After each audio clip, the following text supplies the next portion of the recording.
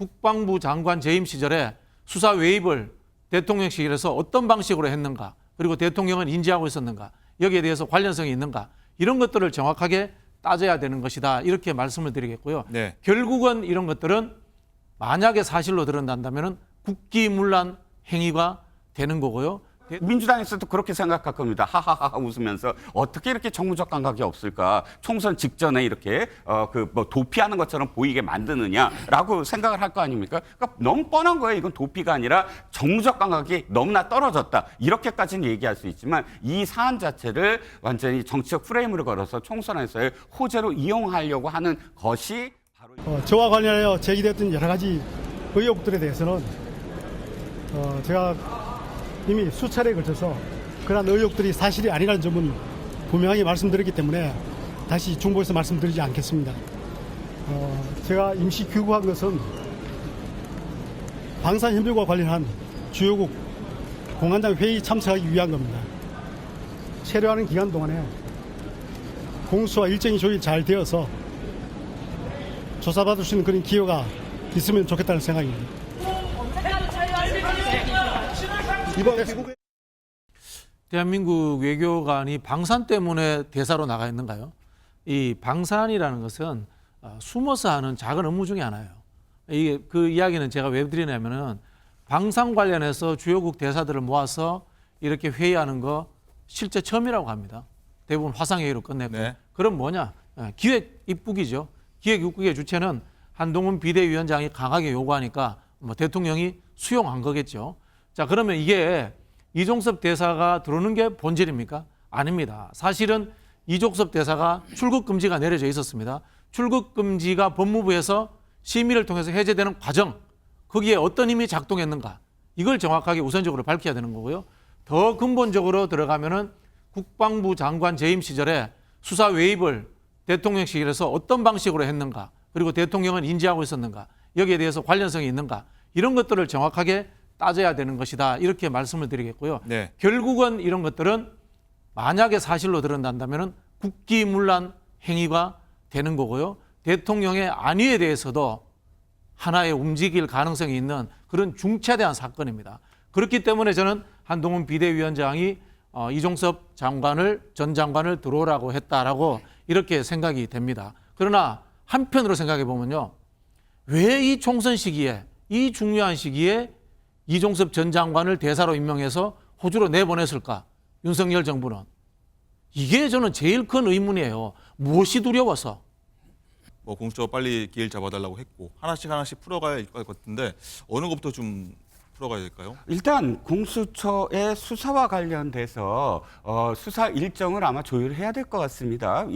물론 방산회의가 어떤 명분이겠지만 중요한 건 수사가 진행되는 와중에 그것이 너무 일정이 지연됨으로 호주 대사를 임명을 하고 언제든 귀국할 수 있다라는 어떤 선에서 출국을 한 것은 굉장히 정무적 판단이 결여돼 있는 건 맞지 않습니까? 그러니까 이렇게 다급하게 다시 돌아올 수밖에 없었고요. 그런데 일견 한번 돌아보면 두 가지입니다. 하나는 당시에 수사 외압이라고 하지만 수사 자체가 군 내부에 있는 어떤 사건이 벌어졌을 때 군은 그것을 기소하거나 할 수 있는 이 능력이 이제 없어졌습니다. 문재인 정권 때 그 당시에 없앴죠. 그렇죠. 그 다음에 이제 경찰에 이첩을 해야 되는 과정입니다. 그런데 경찰에 이첩했을 때 8명 그러니까 사단장부터 뭐 중사까지인데 그 마지막 중사는 사람을 구하기 위해서 2명이나 병사들을 구하고 끝까지 노력을 한 그 병사까지도 모두 다 8명을 이첩을 한다고 하길래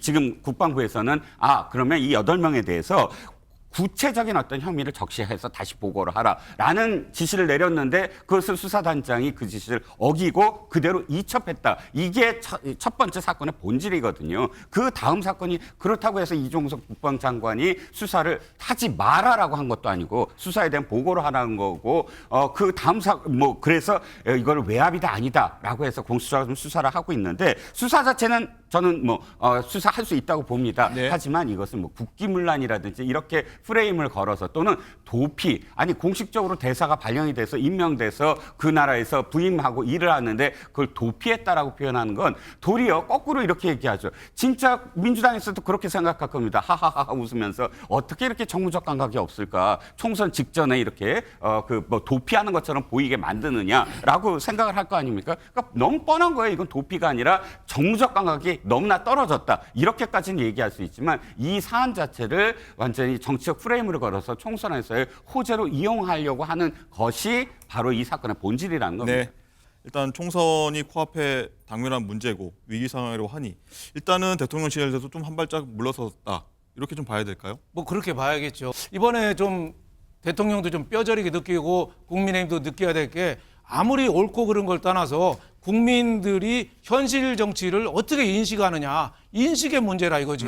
대통령이 아무리 옳고 틀린 거라고 인식을 해도 국민이 그렇지 않다고 인식을 하면은 국민의 뜻에 받아줘야 되는 거죠. 중국의 순자가 그런 얘기 했잖아요. 군주, 민수, 왕은 배고 국민은 물이다. 물은 배를 띄우기도 하지만 배를 뒤집기도 한다. 그래서 저는 대통령실에서 국민의 그 공정과 상식에 대한 의구심을 풀어주려고 노력하고 한 발짝 나갔다는 거는 굉장히 진전된 것도 보지만 예. 조금 늦었어요. 그래서 지금부터 빨리 좀 서둘러야지 그 수습이 가능하지 않겠느냐 이렇게 생각하고 있습니다. 네.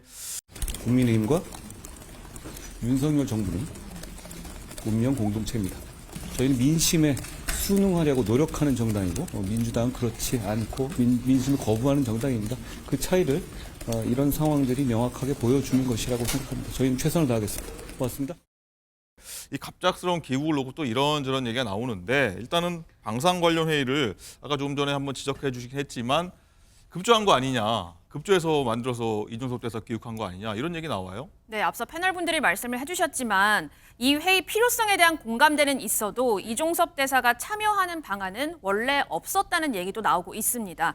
또 일각에서는 이 대사가 이 민심을 붙잡기 위해서 여당의 요구에 떠밀려 오는 게 아니라 자진 귀국하고 조기 귀국하는 그림을 만들기 위해 예정에 없던 회의를 참석하는 게 아니냐 이런 얘기까지 나왔습니다. 네. 호주가 이제 우리나라 이제 자주포 수입을 하기도 했어요. 예. 했는데 잘 아시겠지만은 호주나라라는 나라가 이 동아시아 태평양 전략에서 미국의 전략에 그대로 따라가는 나라입니다. 우리는 지금 쿼드에도 안 들어가 있고요.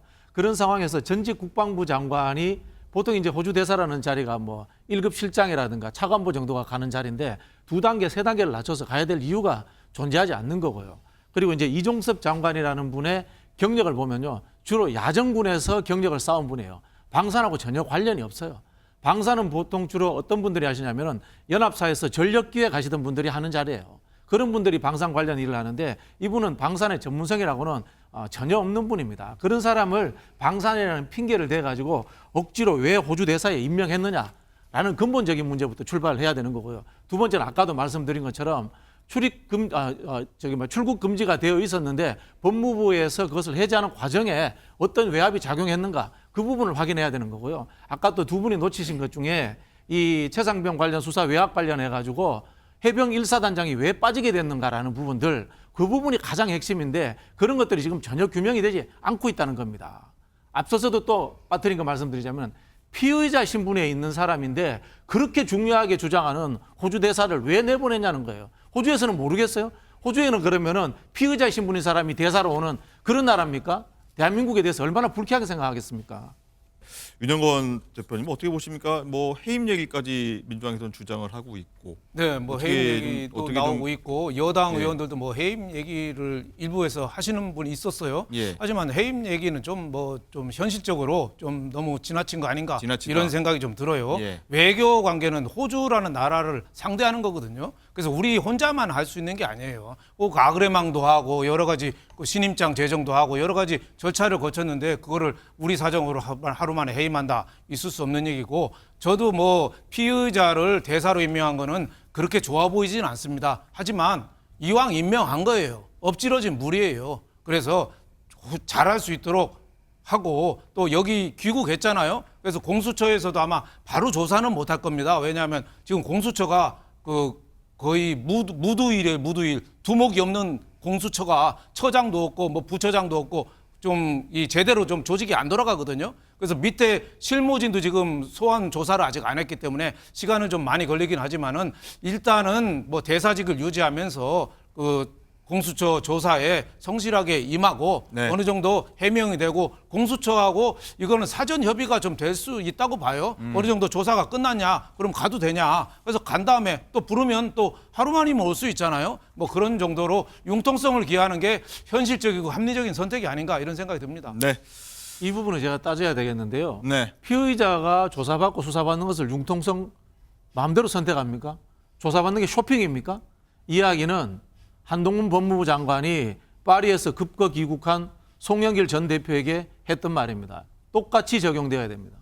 아니, 제 얘기는 뭐 특별히 뭐 봐달라는 게 아니고 기소가 됐으면야 재판에 넘어가지만 조사 한 번 두 번 하고 끝날 수도 있잖아요. 그러니까 공수처 의향을 물어봐서 더 대기해서 조사하라면 받고 아니면 대충 끝난 것 같다 하면은 협의하에 갈 수도 있다 현지에 그러니까 뭐 이런 빨리 뜻으로 빨리 말씀 처리하자 이런 말씀으로 그렇죠. 보겠습니다. 네, 그런 뜻으로 말씀한 거죠.